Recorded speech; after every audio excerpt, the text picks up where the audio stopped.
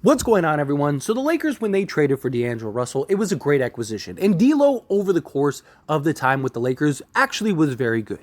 I know a lot of people are really upset and disappointed with D'Lo in that final series against the Denver Nuggets, but during the course of the regular season, he was giving us 17 points per game, 50% from the field, 42% from three. He single-handedly saved us in that Memphis Grizzlies series, and he had some real solid moments throughout the playoffs. Unfortunately, he just kind of fell off a cliff in that final series. But you got to keep a few things in mind. One, D'Lo only played like 10 games with the Lakers before the playoffs because he dealt with injuries. On top of that, he wasn't able to build the chemistry and the relationships with the players, and at times just kind of seemed like he didn't know where to be or what to do, which I believe would come with a full season. Right? I'm not saying that D'Lo is all of a sudden going to be a 30-point per game in the playoffs guy, but he might have been better if D'Lo was on the roster the entire way for the Lakers, because even when he's not scoring, he has the ability to impact the game in other ways through playmaking and stuff. That he didn't have that chemistry and that sort of communication without communication that you see teams and players have. Denver had a lot of it. Denver was a great example of that, right? It was almost like they always knew where they were going to be before they would be it. D'Lo at times it seemed like he didn't even know where to be outside of like just standing in the corner. And a lot of that is because they didn't have the time to build that. But with the full offseason, a full training camp, a full preseason, and a full regular season, I do expect D'Lo to be much better. And even if he's not, he's still a valuable piece, and he's still a guy that you could even use to leverage in a trade if you needed to. He's still very young. He's only going to improve and get better. Look at what Phil Handy was able to do with Rui Hachimura in like a month's time. Like, you don't think that our development team can make D'Lo a better player over the course of this offseason? Absolutely.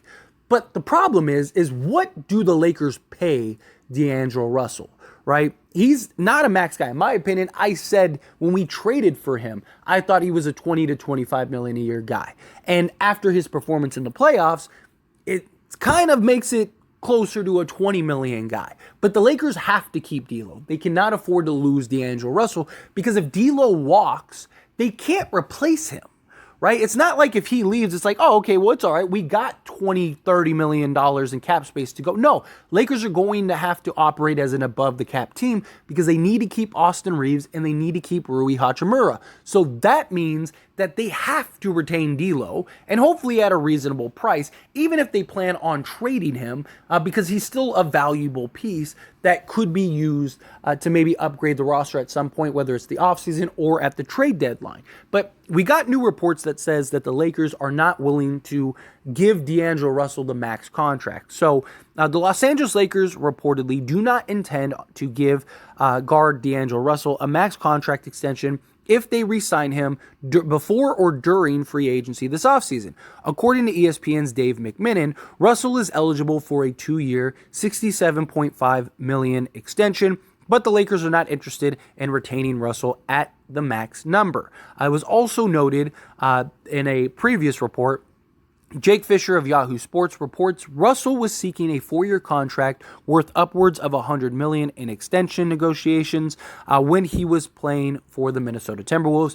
It's unclear if Russell's asking price is still around $25 million per year, but that would be a hint as to why Minnesota was willing to move him at the deadline. So a couple things. One, D'Angelo Russell right now, if he was to sign an extension, could get a 2-year max. If he waits until actual free agency, he could actually sign a 4-year extension. So don't expect any D'Angelo Russell extension until free agency, unless the Lakers end up finding a trade to move him, right? Like if the Lakers end up finding some sort of deal and the team's like, we don't want him on a 4-year, we want him on a 2-year, then really look forward to seeing that end up happening. But otherwise, he's probably not going to sign until free agency happens, when he can get 4 years. Now, the reports as far as $25 million a year, those were reported when the Lakers made the trade for D'Lo, that he was looking somewhere in the 100 to 120 million a year contract. Now, I could see him getting probably closer to 4 years, 80 million, and I could see him actually accepting that, because one, the market is going to be very dry, right? And how many, and the teams that have money don't really have any use for D'Angelo Russell, right? Like, would San Antonio want to sign D'Lo? Maybe, but why? Like Detroit, why? Indiana, why? Like stuff like that. Like, now if Indiana was to maybe make a trade for D'Lo, like say they were like, hey, well, we'll take D'Lo, but we'll move up. We will be willing to move off of Buddy Hield. We'll get some assets, something like that. Then yes.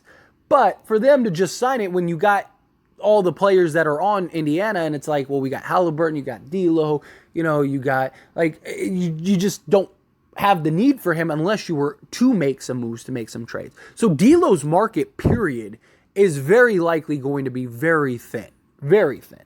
And so what does he do? Does he sign a short-term deal? Does he sign a long-term deal? Again, his market, realistically, based on his skill set, is in the 20 to 25 million range, right? I could see 80 to 85 million, him maybe roughly getting like, 22 million a year. They kind of meet in the middle, right? Lakers want to pay him 20 million. He wants 25 million. All right, we'll meet you in the middle at 22 million. And I actually think that that's fair value for D'Lo. I also think that that's a reasonable contract that if trade does come up on the horizon, the Lakers could actually use him in that trade to make that happen. I think based on what we've seen, other players with even lesser skill sets than D'Angelo Russell getting that type of money, I think he's in the market for 20 to 25 million. But again, what is the Lakers will have leverage based on the market out in the ether, right?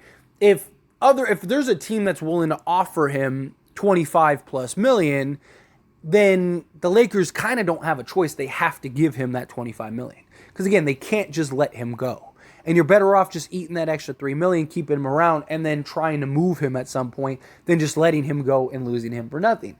Now, if the market is there and nobody is really trying to give him something, well, now the Lakers have leverage play. The Lakers can say, hey, we can give you a 1 year, deal at 25 million if you want, or we'll give you 4 years at 80 million. We could give you a 1 year deal, which might actually give Lakers more leverage in a trade, but they could do something like that. Like, hey, do you want to see what the market is next year? Okay, like we're not going to pay you 4 years, 100 million, but we'll give you 4 years, 80 million, or we'll give you 25 million this year, and then we can touch back on this next year, right? And then the Lakers could kind of just keep him for the year if they want. They'd still have his bird. They could still go over if they need to, or they could go and then move him in some type of trade because now he's a $25 million expiring contract that you can renegotiate and give him what he wants. The only reason D'Angelo Russell got the original salary that he got to begin with was because the teams kind of needed to in order for trades to work, right? He was basically the first trade outside of the Lakers trade, right? When he was traded from Brooklyn to the Golden State Warriors, all that was just like, hey, we don't want to lose Kevin Durant for nothing.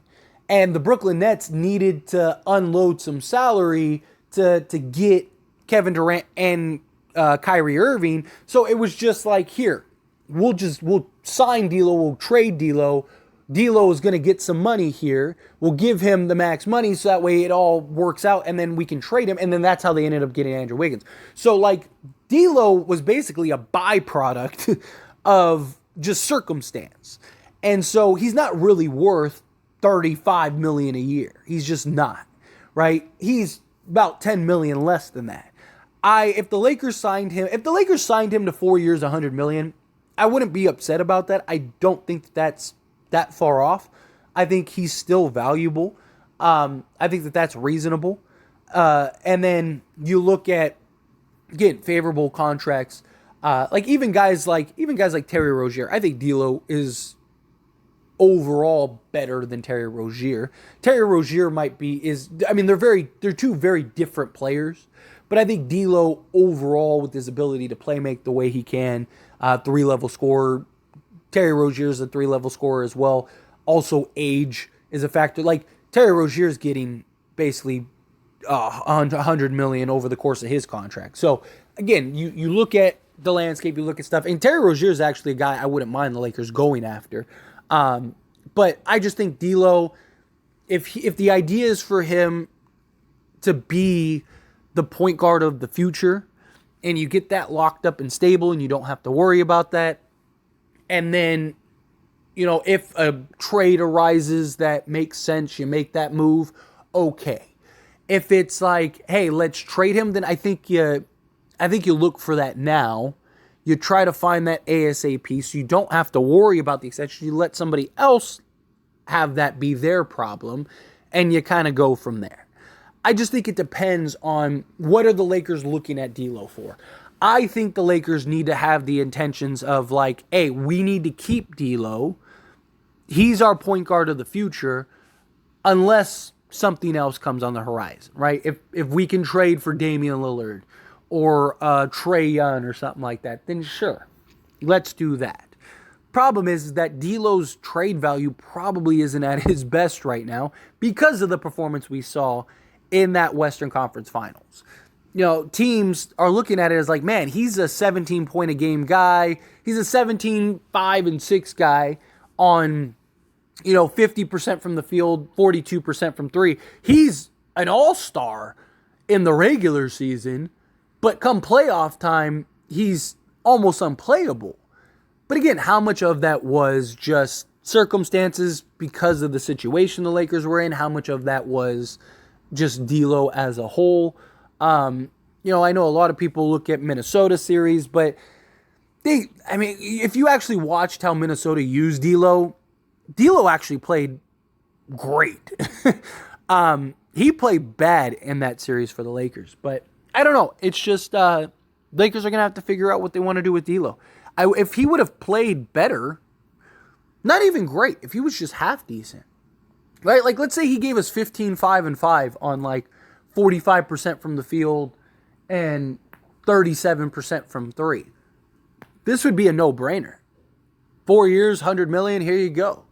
Right? He was able to do that as a third or fourth option. Like, what could he do? What can he do in the future? Right? Like, it would have been a no-brainer. But the fact that he was so bad and literally had to be benched kind of changed everything. But I don't know. We'll see. We'll see how it goes. We'll see how it plays out. But as always, this is a discussion, so I pass the question on to you. Let me know your thoughts and opinions down in the comments below. What do you think? Do you think, yeah, like, sign D'Lo, keep him around? Do you think no? Like, work out a trade, get him off the team? Do you think, how much would you offer him? Again, he's 20 to 25 million, somewhere in that ballpark. I think he gets somewhere 4 years, 80, 4 years, 85 million is probably my guess for his contract. But anyway, again, love to hear your thoughts and opinions.